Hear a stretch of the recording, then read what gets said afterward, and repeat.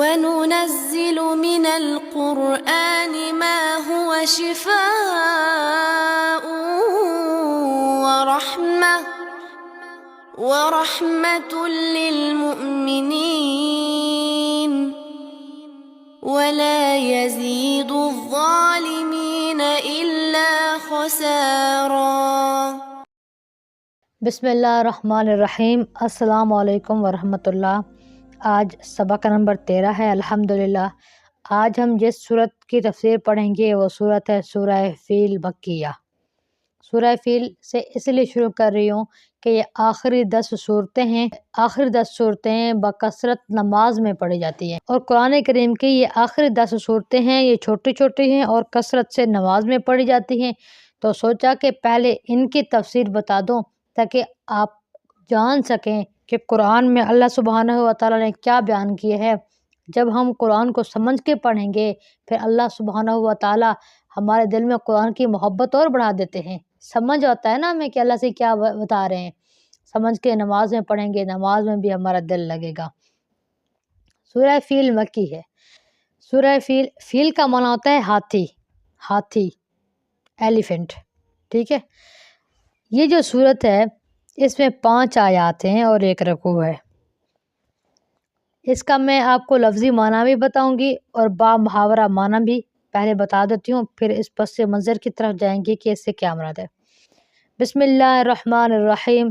شروع کرتی ہوں اللہ کے نام سے جو بڑا مہربان نہایت رحم کرنے والا ہے۔ علم ترا، جب حمزہ آ جائے نا اس کا معنی ہوتا ہے کیا۔ یہ استفہام ہے، سوال کرنا ہو نا، کیا، تو اس کا معنی ہوتا ہے کیا۔ کا معنی الگ سے آ جائے کیا۔ لم، اس کے بارے میں پہلے بتایا تھا، یہ جب فعل پہ داخل ہوتا ہے تو اس کو نفی کے معنی میں کر دیتا ہے، فعل کی نفی کر دیتا ہے۔ ترا کا معنی ہے آپ نے دیکھا، ترا آپ نے، اصل میں ترا مضارع کا ہے لیکن لم لگ گیا ہے نا تو ماضی والا معنی ہو جائے گا۔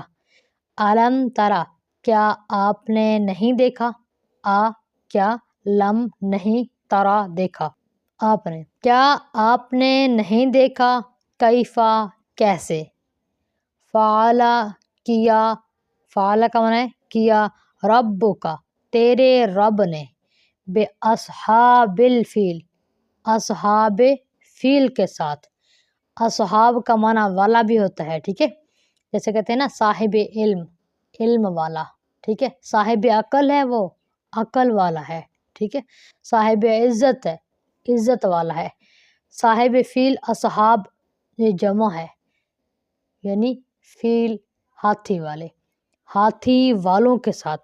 علم ترا، کیا آپ نے نہیں دیکھا، ترا یہ رویت سے ہے، کہتے ہیں نا رویت حلال کمیٹی اردو میں بھی بولتے ہیں، یعنی وہ لوگ جن کی ذمہ داری ڈیوٹی ہے کہ وہ چاند کو دیکھیں۔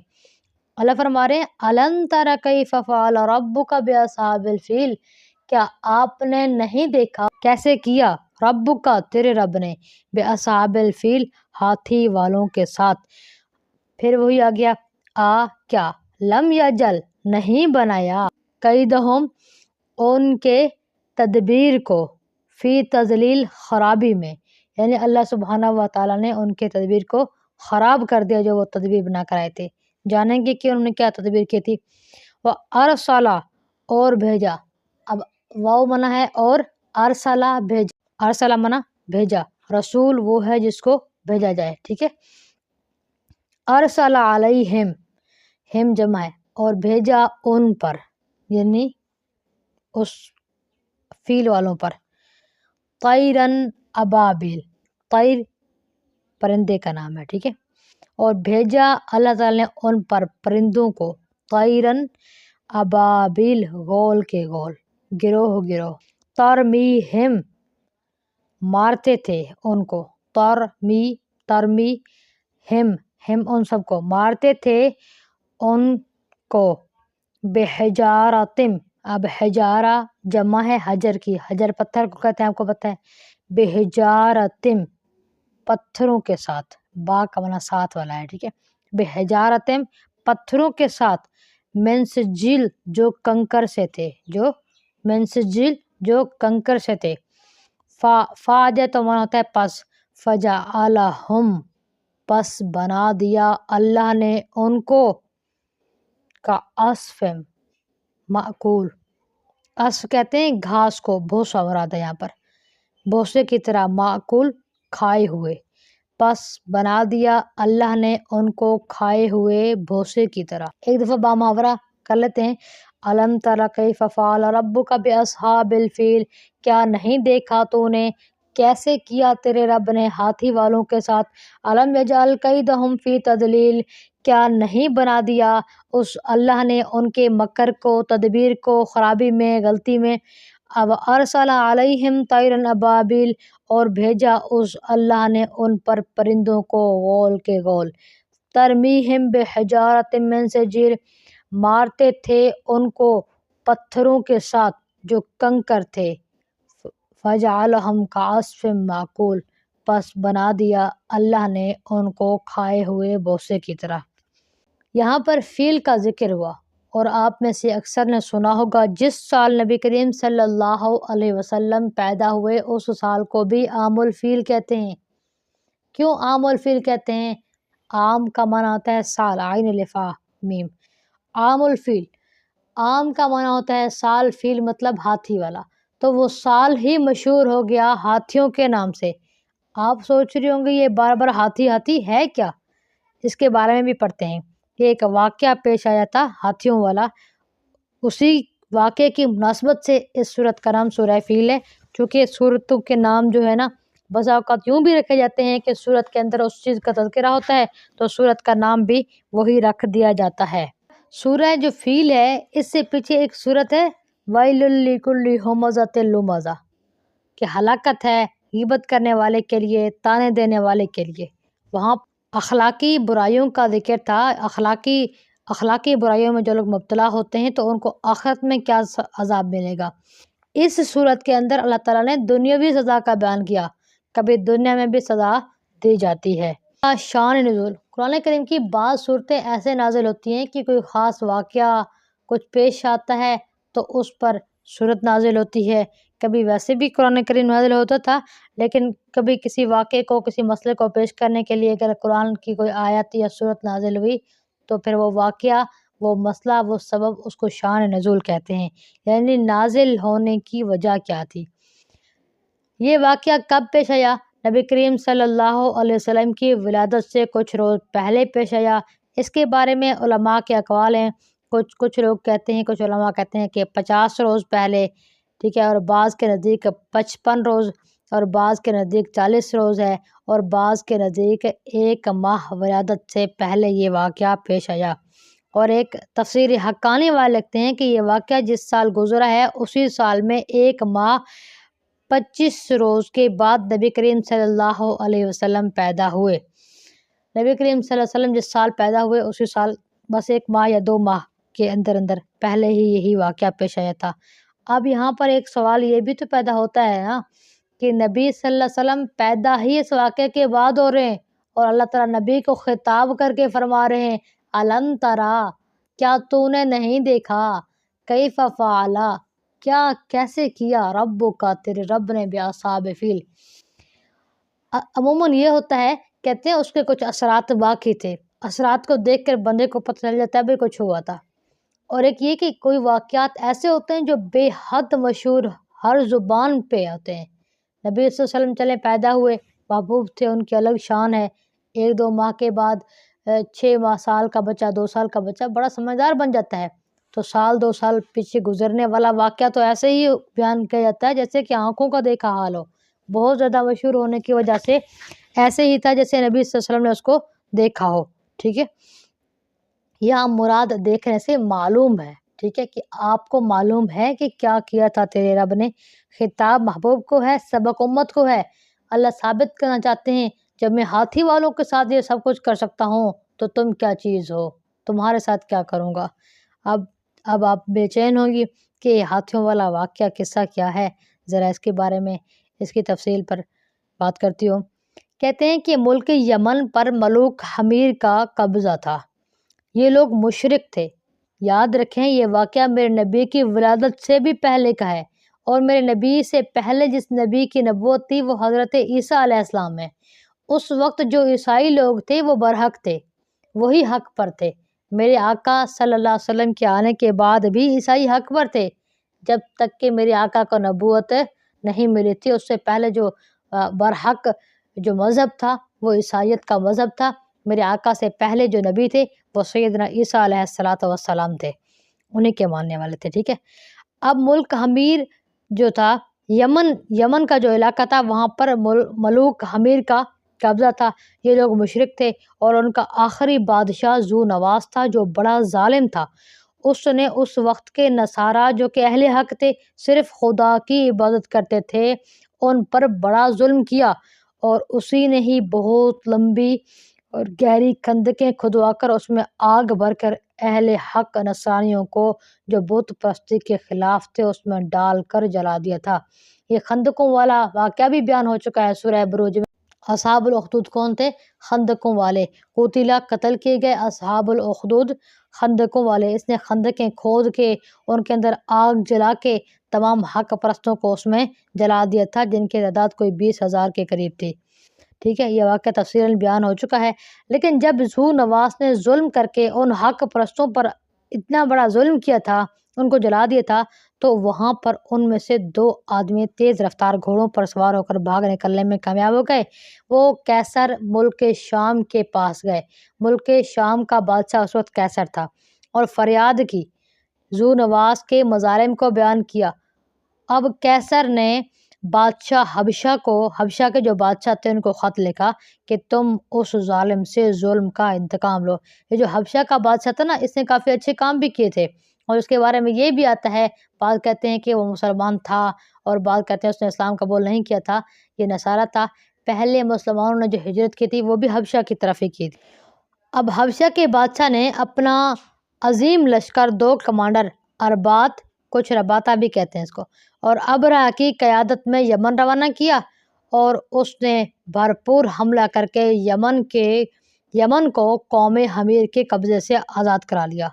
ذو نواس بھاگ کر دریا میں کود پڑا جو بادشاہ تھا، اور گھوڑے سمیت غرق ہو گیا۔ پھر یہ رباطہ اربات اور ابرہہ کی باہمی جنگ چھڑ گئی۔ ظاہر ہے جب انہوں نے اس کو تو مار دیا، اب آپس میں لڑے نا، حکومت کون کرے گا یمن کے اوپر، گورنر کون بنے گا۔ اربات قتل ہو گیا، ابرہہ جو تھا یہ ملک یمن کا گورنر بن گیا۔ جب اسے معلوم ہوا کہ یمن کے لوگ حج کرنے کے لیے بیت اللہ جاتے ہیں اور بیت اللہ کا بڑا احترام ہے، تو اس نے دارالحکومت صنعاء میں ایک بہت بڑا عالیشان کنیسہ، گرجا، عیسائی گرجا گھر بناتے ہیں نا، بنایا، جس کی بلندی اتنی زیادہ تھی کہ اس کی چوٹی پر نیچے کھڑا ہوا آدمی نظر نہیں آ سکتا تھا، اتنا بڑا محل۔ پھر اس کو سونے اور چاندی سے جواہرات کے ساتھ ڈیکوریٹ کیا۔ اس کنیسہ کی نظیر دنیا میں نہ تھی۔ یہ اس نے اس لیے تعمیر کیا تھا تاکہ عرب لوگ اس کی شان و شوکت سے مرعوب ہو کر کعبہ کی بجائے اس کی طرف متوجہ ہو جائے اور اسی کا طواف کریں۔ لیکن عرب میں اگرچہ بت پرستی اور شرک غالب آ گئے تھے، مگر اس کے باوجود ان کے دلوں میں دین ابراہیم علیہ السلام اور کعبۃ اللہ کی عظمت اور محبت پیوست تھی۔ اس لیے جب انہوں نے اس ابرہہ کی شرارت کے بارے میں سنا تو قبائل عرب، عدنان، قحطان، قریش میں غصہ کی لہر دوڑی، یہاں تک کہ ان میں سے کسی نے رات کے وقت جا کر اس کنیسہ میں پیشاب کر دیا اور گندگی سے اس کو آلودہ کر دیا۔ بعض روایات کے مطابق ہے کہ کوئی مسافر قبیلہ رات کے وقت اس کنیسہ کے پاس آ کر ٹھہرا اور آگ جلائی اور آگ کنیسہ میں لگ گئی، جس سے اس کو سخت نقصان پہنچا۔ ابرہہ کو اطلاع دی گئی اور یہ بھی بتایا گیا یہ کام کسی قریشی نے کیا، تو وہ آگ بگولا ہو گیا اور اس نے قسم کھائی کہ میں بدلہ لوں گا، اور بدلہ بھی اس طرح سے کہ ان کے کعبہ کی اینٹ سے اینٹ بجا دوں گا۔ ابرہہ نے تیاریاں شروع کر دی اور اپنے بادشاہ حبشہ سے اجازت مانگی۔ اس نے نہ صرف ابرہہ، یہ جو گورنر تھا یمن کا، اسے اجازت دی، بلکہ اس نے اپنا خاص ایک ہاتھی عظیم الشان، جس کی کوئی نظیر، کوئی مثال نہیں پائی جاتی تھی، جس کا نام محمود تھا، وہ بھی ابرہہ کے حوالے کیا تاکہ اس پر سوار ہو کر کعبۃ اللہ پر حملہ کرے۔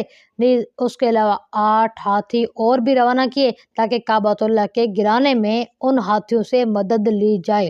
اور منصوبہ یہ تھا کہ بیت اللہ کے ستونوں میں لوہے کی مضبوط اور طویل زنجیریں باندھ کر ان زنجیروں کو ہاتھیوں کی گردنوں میں ڈال دیا جائے اور پھر ہاتھیوں کو دوڑایا جائے تو نعوذ باللہ سارا کعبہ فوراً ہی زمین پر آ کے گرے گا۔ عرب میں جب اس حملے کی خبر پہنچی تو سارا عرب مشتعل ہو گیا، غصے میں آگ میں بھڑکنے لگا اور مقابلے کے لیے تیار ہو گیا۔ خود یمن میں رہنے والے عرب حضرات جو یمن میں رہتے تھے لیکن عرب تھے، ان کے دل میں بھی کعبہ کی عظمت تھی، تو ذو نفر نامی شخص کی قیادت میں مقابلے کے لیے تیار ہو گئے اور اس لشکر سے جنگ کی، مگر شکست کھا گئے۔ ابرہہ جیت گیا اور جو قائد تھا ذو نفر وہ قید ہو گیا۔ پھر آگے روانہ ہوا تو قبیلہ خثعم کے لوگ اپنے سردار نفیل بن حبیب کی قیادت میں مقابلے پر آ گئے، وہ بھی شکست کھا گئے اور ان کا سردار بھی گرفتار ہو گیا۔ جب یہ لشکر طائف کے قریب پہنچا تو قبیلہ ثقیف نے مقابلہ نہ کرنے کا فیصلہ کیا، کیونکہ وہ ابرہہ کی فتح کے واقعات سن چکے تھے کہ جو بھی اس سے لڑنے کے لیے تیار ہوا ہار گیا۔ انہوں نے ابرہہ سے طے کر لیا کہ آپ ہمارے بت خانہ کو نہ چھیڑیں، ہم آپ کا تعاون کریں گے، بلکہ تمہاری رہنمائی کے لیے اپنا ایک سردار ابو رغال تمہارے ساتھ بھیج دیتے ہیں۔ ابرہہ اس پر راضی ہو گیا۔ یہ لشکر چلتا ہوا مکہ مکرمہ کے قریب ایک مقام مغمس پر پہنچ گیا اور وہاں جا کر اس نے پڑاؤ کیا۔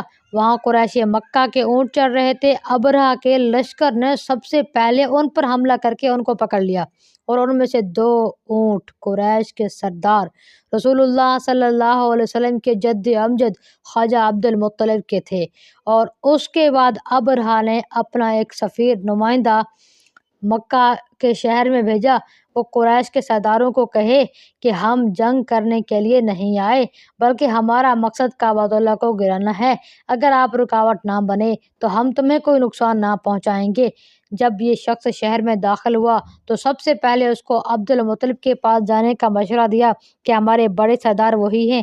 چنانچہ وہ شخص، وہ جو نمائندہ تھا، وہ عبد المطلب کے پاس پہنچا اور ابرہہ کا پیغام دیا۔ عبد المطلب نے یہ جواب دیا کہ ہم بھی ابرہہ سے جنگ کا ارادہ نہیں رکھتے اور نہ ہمارے پاس اس کے مقابلہ کرنے کی طاقت ہے، البتہ میں یہ بات بتا دیتا ہوں کہ یہ اللہ کا گھر ہے اور اس کے خلیل ابراہیم علیہ السلام کا بنایا ہوا ہے، وہ خود اس کی حفاظت کا ذمہ دار ہے، اور اگر تم اللہ سے مقابلہ کرنا چاہتے ہو تو بے شک کر لو، پھر دیکھ لینا خدا تمہارے ساتھ کیا معاملہ کرتا ہے۔ چنانچہ وہ قاصد عبد المطلب سے کہنے لگا کہ آپ میرے ساتھ چلیں، میں ابرہہ سے آپ کی ملاقات کرا دیتا ہوں۔ ابرہہ وہی کمانڈر تھا ہاتھیوں کا۔ عبد المطلب جب ابرہہ کے پاس پہنچے تو چونکہ بڑے قد آور اور نہایت خوبرو نوجوان تھے، بالکل حضور صلی اللہ علیہ وسلم کے آخر دادا جان ہی تو تھے، تو ابرہہ آپ کو دیکھتے ہی اپنے تخت سے نیچے اتر کر بیٹھ گیا اور عبد المطلب کو اپنے برابر بٹھایا اور پھر اپنے ترجمان کے ذریعے پوچھا کہ کس غرض سے آئے ہو؟ آپ نے کہا کہ میری ضرورت تو صرف اتنی ہے کہ میرے اونٹ واپس کر دو۔ ابرہہ نے کہا، جب اولاً میں نے آپ کو دیکھا تو میرے دل میں آپ کا بڑا احترام اور عزت ہوئی، مگر آپ کی یہ گفتگو سن کر سارا احترام ختم ہو۔ وجہ یہ ہے کہ میں آپ کا کعبہ جو تمہارا مرکز ہے گرانے کے لیے آیا ہوں۔ آپ نے اس کے متعلق کوئی گفتگو نہیں فرمائی، بس اپنے اونٹوں کے متعلق بات کی۔ اور حضرت عبد المطلب نے بھی عجیب جواب دیا کہ اصل بات یہ ہے کہ اونٹوں کا مالک تو میں ہوں، میں اس لیے ان کی فکر میں آیا ہوں، ان کا میں نے مطالبہ کیا، باقی رہا کعبۃ اللہ، اس کا میں مالک نہیں ہوں اور نہ ہی مجھے اس کی فکر ہے۔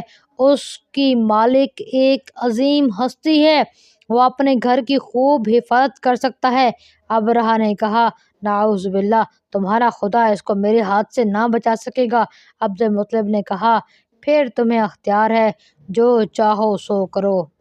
ابرہہ نے عبد المطلب کے اونٹ واپس کر دیے۔ وہ اونٹ لے کر واپس آئے اور قریش کی ایک بڑی جماعت کو لے کر کعبۃ اللہ میں داخل ہوئے۔ بڑی آہ و زاری کے ساتھ بیت اللہ کے دروازے کا حلقہ پکڑ کر دعا کی اور اشعار پڑھے اور کہا کہ یا اللہ، ہم اس ظالم کا مقابلہ نہیں کر سکتے، تو ہی خود اپنے گھر کی حفاظت کا انتظام فرما دے۔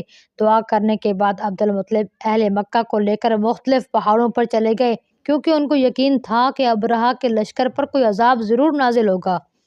صبح ہوئی تو ابرہہ نے کعبۃ اللہ پر چڑھائی کی تیاری کی اور اپنے ہاتھی محمود نامی کو آگے چلنے کے لیے کہا۔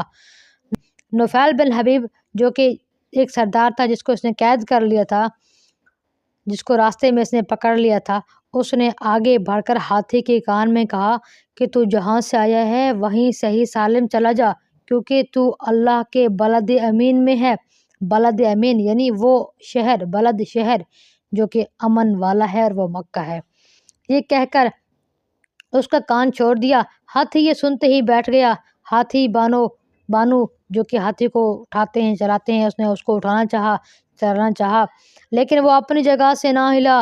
اس کو بڑے بڑے آہنی ہتھیاروں سے مارا، اس کے ناک میں لوہا ڈالا کہ یہ اٹھ جائے، لیکن تمام کوششیں ناکام ثابت ہوئی۔ اس کو یمن کی طرف چلایا گیا تو چلنے لگا، شام کی طرف بھی چلنے لگا، باقی ہر طرف چلتا تھا لیکن بیت اللہ کی طرف نہ جاتا تھا۔ ایک تو قدرت کا یہ کرشمہ ظاہر ہوا، دوسرا یہ ہوا کہ سمندر جدہ کی طرف سے کچھ قطاریں پرندوں کی آتی ہوئی دکھائی دی، جن کے پاس 3 کنکریاں تھیں جو چنے یا مسور کے برابر تھی، ایک چونچ میں اور 2 پنجوں میں۔ آتے ہی وہ پورے لشکر پر چھا گئے اور یہ کنکریاں ان کو گرانا شروع کر دی۔ ایک ایک کنکری نے وہ کام کیا جو کلاشن کوف کی گولی بھی نہیں کر سکتی تھی۔ ان کنکریوں میں زہر کا بارود تھا، جس کو لگتی تھی اس کے جسم پر آبلے پڑ جاتے تھے، جسم میں زہر سرایت کر جاتا تھا، جس کو لگتی سر سے گزرتی ہوئی سرین سے نکل کر زمین میں گھس جاتی تھی، اور وہ بندہ ٹھہرا ہوتا تھا لیکن آبلے نکل آتے تھے اس کے جسم پر۔ یہ عذاب دیکھ کر سب ہاتھی ادھر ادھر بھاگنا شروع ہو گئے، پورا لشکر ادھر ادھر بھاگنا شروع ہوا، کسی کو پتہ نہیں تھا کہ کس طرف جا رہا ہے۔ اللہ نے سارے لشکر کو موقع پر ہلاک نہیں کیا، بلکہ یہ راستے میں ٹکڑے ٹکڑے ہو کر گرتے رہے، مرتے رہے۔ ابرہہ کو چونکہ سخت سزا دینی تھی اس لیے فوراً ہلاک نہیں ہوا، بلکہ زہر اس کے جسم میں سرایت کر گیا اور اس کا ایک ایک جوڑ گل سڑ کر گرنے لگا۔ بعض مفسرین کے نزدیک کہ راستے میں مقام خصم پر جا کر ہلاک ہو گیا، اور بعض مفسرین کے مطابق اس کو یمن میں لایا گیا، یعنی جس علاقے کا یہ گورنر تھا، لیکن اس کا حال جسم ایسا ہو گیا تھا جیسے چوزا ہوتا ہے، اس کا سارا بدن ٹکڑے ٹکڑے ہو کر بہہ گیا اور وہ مر گیا۔ بعض حضرات نے تحریر کیا کہ محمود ہاتھی جو تھا وہ زندہ بچ گیا، اس کے 2 ہاتھی بان جو کہ اس کو اٹھانا چاہتے تھے وہ بھی مکہ مکرمہ میں رہ گئے تھے، مگر دونوں اندھے اور اپاہج ہو گئے تھے۔ حضرت عائشہ، حضرت اسماء رضی اللہ تعالیٰ عنہما دونوں فرماتی ہیں کہ ہم نے ان دونوں کو بھیک مانگتے ہوئے دیکھا ہے۔ اس طرح اللہ نے اپنی قدرت کاملہ کا نظارہ کراتے ہوئے چھوٹے چھوٹے پرندوں کے ذریعے ایک بڑے لشکر کو تباہ کر دیا ہے۔ تو اللہ تعالیٰ اس صورت میں بتا رہے ہیں کہ کس طریقے سے میں نے ان کے کام کو، ان کے کارنامے کو ختم کر دیا اور ان کو نیست و نابود کر دیا۔ کوئی اللہ کا مقابلہ نہیں کر سکتا۔ آج جو دن ہے، آج مہینہ جو چل رہا ہے وہ رجب المرجب کا مبارک ترین مہینہ ہے، اور ایک طریقے سے یہاں پر سال 2025 میں جنوری پہلا مہینہ سال کا ابتدائی مہینہ ہے، اور اسی مہینے میں ہم نے تفسیر کلام پاک کا آغاز کیا ہے۔ آئیں اس کورس میں زیادہ سے زیادہ حصہ لیں اور اپنے اس سال کے آغاز کو بہتر بنائیں۔ آپ اپنا آغاز بہتر بنائیں، اللہ آپ کا انجام بھی بہتر بنائے گا۔ اور آج کل ایک بہت بڑا واقعہ پیش آیا ہوا ہے امریکہ میں، ان کے ایک شہر لاس اینجلس میں جو آگ لگی ہوئی ہے وہ کسی کے بھی قابو میں نہیں آ رہی۔ اللہ کا عذاب ہے جو کچھ بھی ہے۔ دیکھیں اللہ تعالیٰ اپنے قدرت کے مظاہر دکھا رہے ہیں اور بتا رہے ہیں کہ میں احکم الحاکمین ہوں، میں ہی قادر مطلق ہوں، میں ہی سپریم پاور ہوں، میرے پاس آؤ، مجھ سے مانگو، مجھ سے ڈرو۔ اور اللہ تعالیٰ ہمیں اشارے دے رہے ہیں کہ ہم ان واقعات سے سبق حاصل کریں، عبرت حاصل کریں، سدھر جائیں۔ تو میں امید کرتی ہوں آپ بھی اس کورس کو بڑے اور ذوق و شوق کے ساتھ کریں گے انشاءاللہ العزیز، اور سمجھ کر کریں گی۔ اور اگر کوئی بات ایسی ہے جو آپ کو سمجھ نہ آئی ہو تو آپ مجھ سے کمنٹ کر کے بھی پوچھ سکتی ہیں، اور اگر آپ کے پاس آپ میرا کورس کر رہی ہیں، میرے اکاؤنٹ میں، میرے گروپ میں ایڈ ہیں، تو آپ پرسنل میں بھی مجھ سے اس بارے میں پوچھ سکتی ہیں۔ تو یہاں پر اللہ نے نبی صلی اللہ علیہ وسلم سے پہلے ایک واقعے کی طرف اشارہ فرمایا۔ تو اللہ کی بات کو سمجھ کر یقین کے ساتھ کہ تیری طاقت کتنی بڑی ہے کہ تو پرندوں کے ذریعے سے بڑے بڑے لشکروں کو ہلاک کرنے پر قادر ہے۔ پڑھیں گے انشاءاللہ اگلا سبق اگلے لیکچر میں انشاءاللہ العزیز۔ تب تک کے لیے ہمیں دعاؤں میں یاد رکھیے۔